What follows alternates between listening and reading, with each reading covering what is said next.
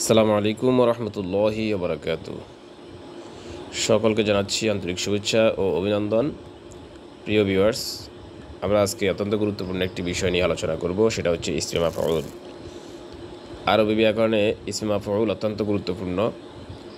ফি'লে মুতাআদ্দি এর মধ্যে ইসমে মাফউল ব্যবহার হয়। তো চলুন আমরা আজকে এ সম্পর্কে শিখি।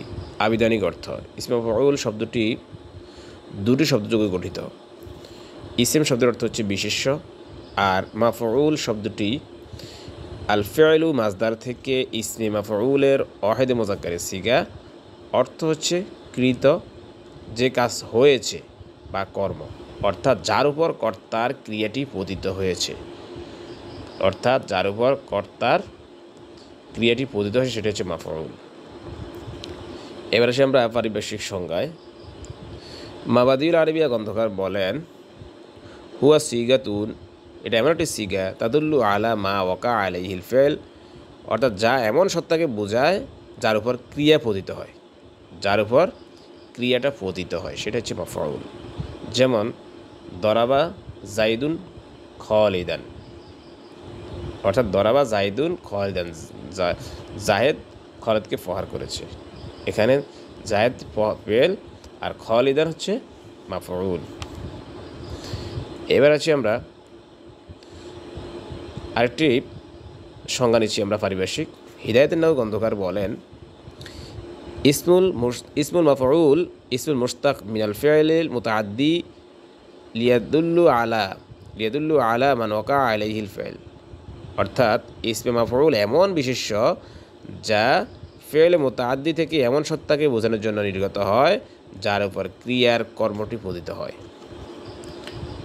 অর্থাৎ ফি'লে মুতাআদ্দির যে জুমলা, সেখানে তার ফেলটি এই মাফউলের উপরে এসে পতিত হয়। মাফউল দ্বারাই সেই ফেলটির কর্ম ফুটে ওঠে। মোট কথা, ইসমে মাফউল এমন ইসমকে বলা হয় যার উপর কর্তার ক্রিয়া পতিত হয়। মূল কথা হচ্ছে এটাই। উদাহরণ যেমন মানসুরুন সাহায্যপ্রাপ্ত।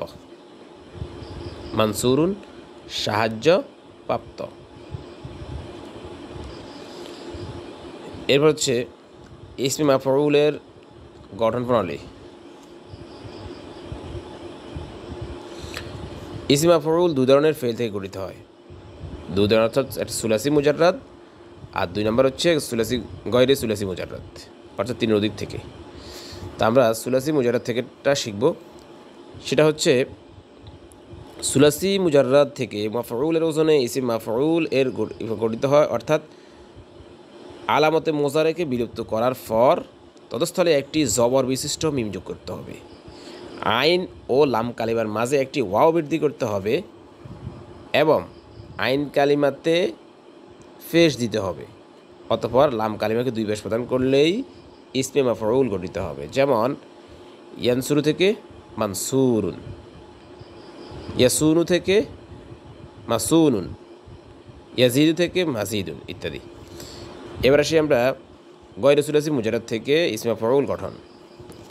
গয়রে সুলাসি মুজাররাদ থেকে ইসমে মাফউল গঠন করতে হলে মুজারে মাজহুল থেকে মুজারের চিহ্নটিকে বিলুপ্ত করতে হবে।